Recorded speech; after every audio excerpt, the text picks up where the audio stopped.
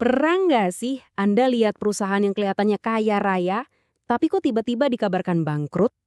Nah, hari ini kita akan bedah tuntas 3 rasio penting yang dipakai para analis untuk mengintip kesehatan finansial sebuah perusahaan yang sebenarnya. Oke, ini dia agenda kita. Pertama, kita bakal lihat kenapa cuma lihat jumlah uang kas itu bisa menipu. Terus, kita akan obrak-abrik neraca keuangan yang jadi sumber data utama kita. Nah, setelah itu kita masuk ke inti, yaitu 3 tes kesehatan keuangan, rasio cepat, rasio lancar, dan DSO. Terakhir, kita akan satukan semuanya jadi satu toolkit analisis yang lengkap. Yuk, kita mulai dari kesalahan yang paling sering terjadi, menilai perusahaan cuma dari seberapa banyak uang tunai yang mereka punya di bank. Seperti yang akan kita buktikan, saldo rekening yang gendut itu nggak selalu berarti perusahaan dalam kondisi aman loh. Coba pikir, 100 ribu dolar tunai kelihatannya banyak kan? Tapi, gimana kalau ternyata perusahaan itu punya utang 200 ribu dolar yang harus dibayar minggu depan? Wah, ceritanya langsung beda total bukan? Nah, inilah kenapa konteks itu penting banget. Dan untuk mendapatkan konteks yang kita butuhkan, kita perlu sebuah peta harta karun, finansial. Namanya adalah neraca keuangan. Persamaannya sebenarnya simple banget. Aset sama dengan kewajiban ditambah ekuitas. Sederhananya, semua yang perusahaan miliki harus seimbang dengan semua sumber dananya, entah itu dari utang atau dari modal pemilik. Mirip-mirip lah sama nilai rumah Anda dikurangi sisa KPR, itu kan kekayaan bersih Anda. Nah, ini dia contekan kita. Semua angka yang akan kita pakai berasal dari sini. Di sebelah kiri ada aset, semua yang dimiliki perusahaan, dari uang tunai sampai stok barang. Di kanan ada kewajiban atau utang, dan ekuitas atau modal. Coba perhatikan, totalnya di kedua sisi selalu sama persis. Angka-angka inilah yang akan kita olah. Oke, siap?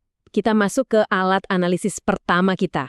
Ini adalah tes yang paling ketat, namanya rasio cepat atau quick ratio. Sesuai namanya, rasio ini mengukur kecepatan. Pertanyaannya, kalau semua utang jangka pendek harus dibayar kali detik ini juga, sanggup nggak? Karena ini soal kecepatan, kita nggak akan hitung persediaan barang. Soalnya kan butuh waktu untuk menjual stok sampai jadi uang. Cara hitungnya gampang kok. Kita ambil aset lancar, yaitu 150 ribu dolar, terus kita kurangi dulu nilai persediaan barangnya, yaitu 30 ribu dolar. Hasilnya kita bagi dengan total kewajiban lancar, yang jumlahnya 150 ribu dolar juga. Dan hasilnya adalah 0,8. Nah loh, 0,8. Ini artinya apa? Ini udah lampu kuning nih. Artinya, untuk setiap 1 dolar utang yang jatuh tempo, perusahaan ini cuma punya 80 sen aset yang paling gampang dicairkan. Gawat kan? Mereka harus buru-buru jual barang dagangan kalau mau selamat.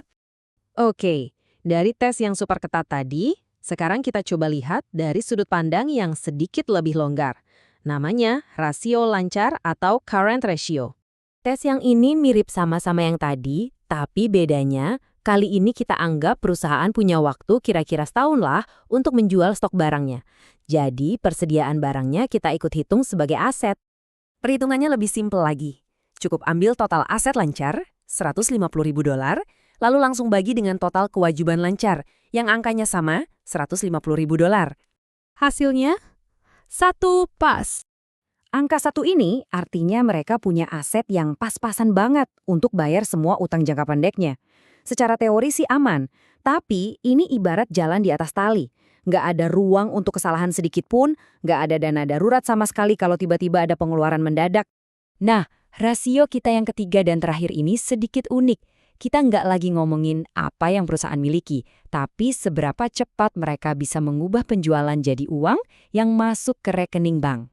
Namanya Day Sales Outstanding atau DSO. Sederhananya, ini adalah berapa hari rata-rata perusahaan harus nunggu sampai dibayar oleh pelanggannya. Jelas ya, kita mau angka ini sekecil mungkin. Uang di tangan itu selalu lebih baik daripada cuma janji di atas kertas kan? Begini cara menghitungnya.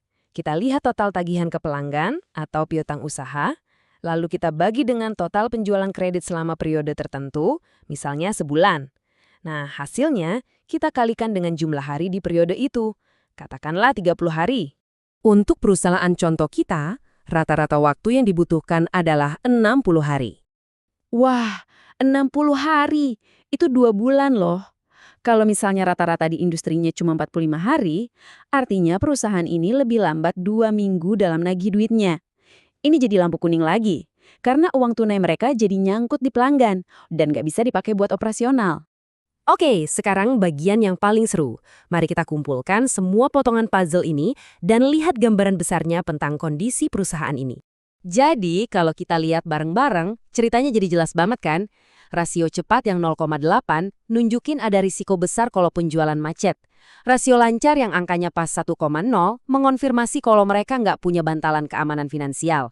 Dan DSO yang sampai 60 hari menjelaskan kenapa mereka bisa kekurangan kas, karena mereka lambat banget dalam menagih uangnya. Jadi, intinya adalah Anda sekarang punya kacamata X-ray finansial. Anda bisa jadi detektif dan melihat apa yang sebenarnya terjadi di balik angka-angka yang ditampilkan di berita. Jadi pertanyaannya bukan lagi, perusahaan ini sehat atau tidak? Tapi, dengan semua alat ini, perusahaan mana yang akan Anda analisis lebih dulu?